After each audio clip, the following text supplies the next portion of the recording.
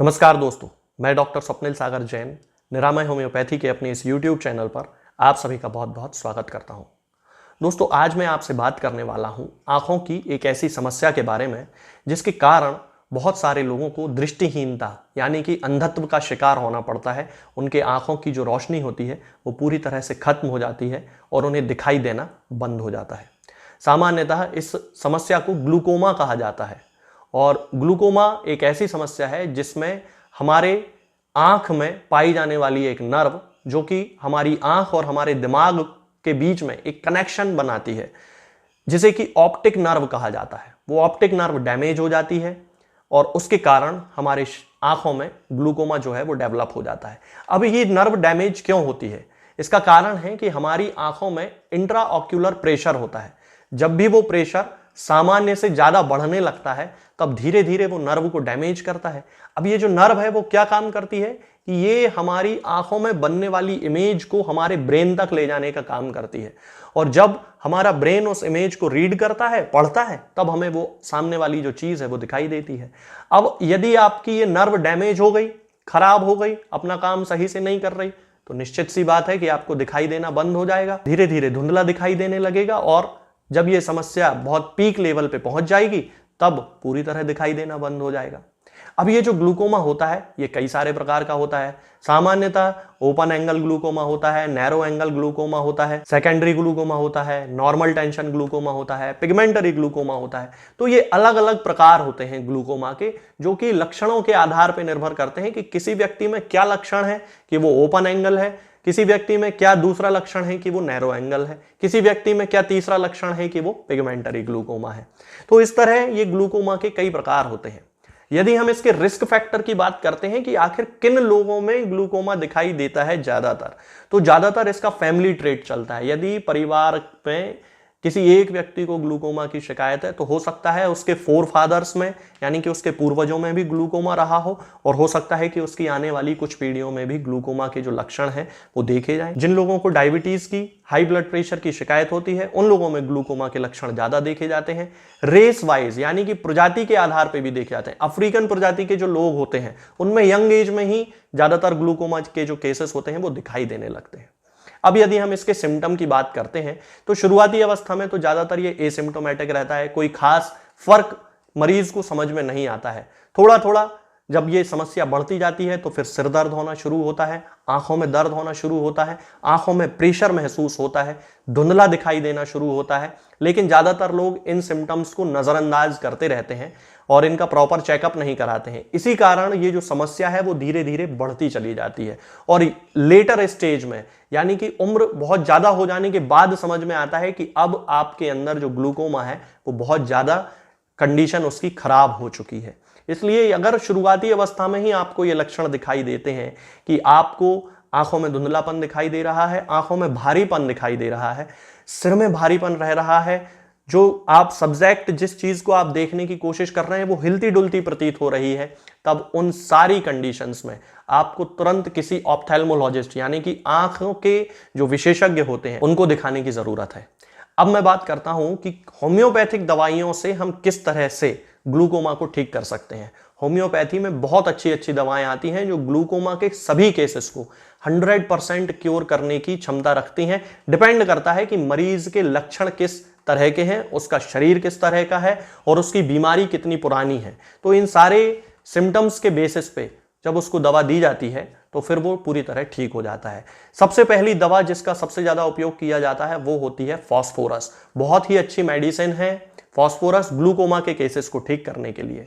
इसके जो प्रमुख लक्षण होते हैं उसमें ग्लूकोमा के सारे प्रमुख लक्षण इन्वॉल्व होते हैं, जैसे कि ऑप्टिक नर्व डैमेज हो जाती है, इसके साथ में विजन जो है वो ब्लर्ड होने लगता है यानी धुंधलापन आने लगता है दृष्टि में, इसके साथ में आंखों में भारीपन रहने लगता है। और इसका एक बहुत खास सिम्टम होता है कि यदि व्यक्ति अपनी आंख के एक हिस्से को ढक के देखने की कोशिश करता है तो फिर उसकी विजन में थोड़ा सा इंप्रूवमेंट हो जाता है। तो जिन लोगों को इस तरह के लक्षण हो वो लोग फास्फोरस की 200 पोटेंसी की 4 बूंद हफ्ते में केवल एक बार पीना शुरू कर सकते हैं।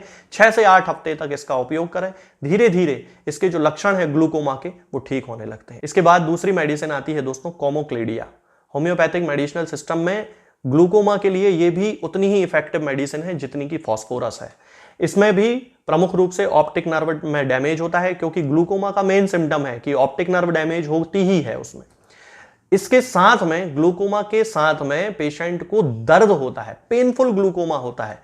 जिन लोगों को ग्लूकोमा के कारण आंखों में हैवीनेस है, आंखों में भारीपन है और इनके साथ साथ दर्द है, तब कोमोक्लेडिया उनके ऊपर काम करेगी। इनका जो दर्द है वो रात में बढ़ जाता है, सोते समय बढ़ जाता है, आंखों को बंद करने पे बढ़ जाता है। इस तरह के इसमें लक्षण होते हैं। इसके साथ साथ में आंखों में फुलनेस रहती है, और यदि आंखों की गर्म चीज से सिकाई की जाए तो उसकी जो तकलीफ है वो बढ़ जाती है। तब उस कंडीशन में हमें कोमोक्लेडिया की 30 पोटेंसी का इस्तेमाल करना चाहिए, और 30 पोटेंसी की 2 बूंद सुबह और 2 बूंद शाम को कंटिन्यू 1 महीने तक मरीज को हम दे सकते हैं। 1 महीने से ज्यादा यदि देने की जरूरत पड़े तो फिर आपको किसी होम्योपैथिक डॉक्टर से कंसल्ट करना होगा। इसके बाद तीसरी मेडिसिन आती है दोस्तों ऑस्मियम। बहुत ही अच्छी मेडिसिन है होम्योपैथिक मेडिसिनल सिस्टम में। पर्टिकुलर इसके कुछ स्पेसिफिक सिम्टम होते हैं, जैसे कि व्यक्ति जब भी किसी चीज को देखने की कोशिश करता है या किसी वस्तु को देखने की कोशिश करता है तो अलग अलग जगहों से खड़े होकर देखने पर उसे उस वस्तु के जो रंग हैं वो अलग अलग दिखाई देते हैं, इंद्रधनुष के जैसे रंग दिखाई देते हैं। उस कंडीशन में ऑस्मियम ही उसकी स्पेसिफिक मेडिसिन होती है। इसके साथ में ये जो व्यक्ति होता है उसे लाइट बिल्कुल भी सहन नहीं होती, यानी कि प्रकाश या उसकी आंख पे यदि पड़ता है तो फिर उससे सहन नहीं होता है। और ये जो मेडिसिन है ये इंट्राऑक्यूलर प्रेशर को कम करने का काम करती है, और डिम विजन के लिए, यानी कि जिन लोगों को सामान्यतः ही कम दिखाई देता है, धुंधला दिखाई देता है, उनके लिए ये बहुत अच्छी मेडिसिन मानी जाती है। तो अगर आप में इस तरह का कोई लक्षण है तो फिर आप ऑस्मियम की 30 पोटेंसी का इस्तेमाल कर सकते हैं। 2 बूंद सुबह 2 बूंद शाम को कंटिन्यू 1 महीने तक दे सकते हैं, कोई प्रॉब्लम नहीं होगी।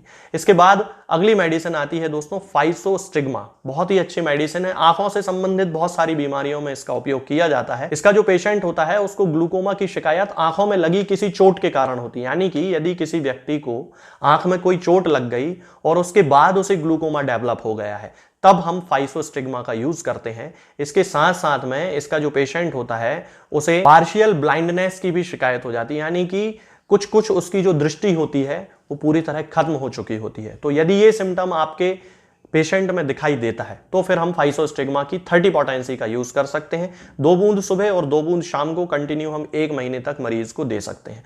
तो ये जो चारों मेडिसिन हैं दोस्तों, ये सामान्यतः जनरल मेडिसिन के रूप में लक्षणों के आधार पर मरीज को दी जाती हैं अलग अलग। यदि फास्फोरस के लक्षण है तो फास्फोरस देना है, ऑस्मियम के लक्षण है तो ऑस्मियम देना है, फाइसोस्टिग्मा के लक्षण है तो फाइसोस्टिग्मा देना है। ये बात आपको हमेशा ध्यान रखना है। ये दवाएं देने का तरीका है वो सबसे अच्छा ये है कि 2 बूंद सुबह 2 बूंद शाम को सीधे जीभ पे रख दी जाए, जब पेशेंट ने कुछ खाया पिया ना हो। इस चीज का ध्यान रखना है, यानी कि खाना खाने से लगभग 1-8 घंटे पहले यदि दवा दें तो सबसे अच्छा है, और बाई चांस यदि खाना खा लिया है तो 2-2.5 घंटे बाद भी दवा दे सकते हैं, कोई प्रॉब्लम नहीं होगी। लेकिन दवा खाने के पहले और बाद में कुछ ना खाया हो ये जरूर ध्यान रखना है।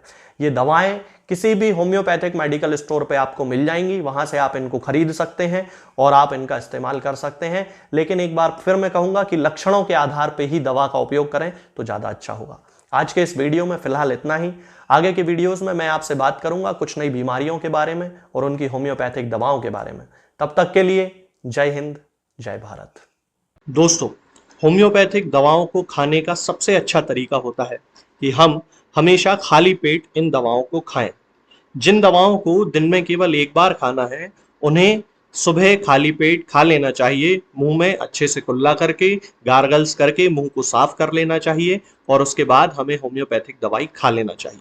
जिन दवाओं को दिन में 2 बार या 3 बार या 4 बार खाना होता है, उन दवाओं को खाली पेट खाने का मतलब होता है कि हम उन दवाओं को खाने के लगभग आधे घंटे पहले या फिर 2 से 2.5 घंटे बाद ही खाएं, और उस स्थिति में भी हमारे मुंह में किसी भी वस्तु का, किसी भी चीज का स्वाद नहीं होना चाहिए, ना ही हमारे मुंह में किसी भी चीज की गंध होना चाहिए, जिससे कि ये होम्योपैथिक दवाएं हमारे शरीर पर बहुत अच्छे तरीके से काम कर सकती हैं।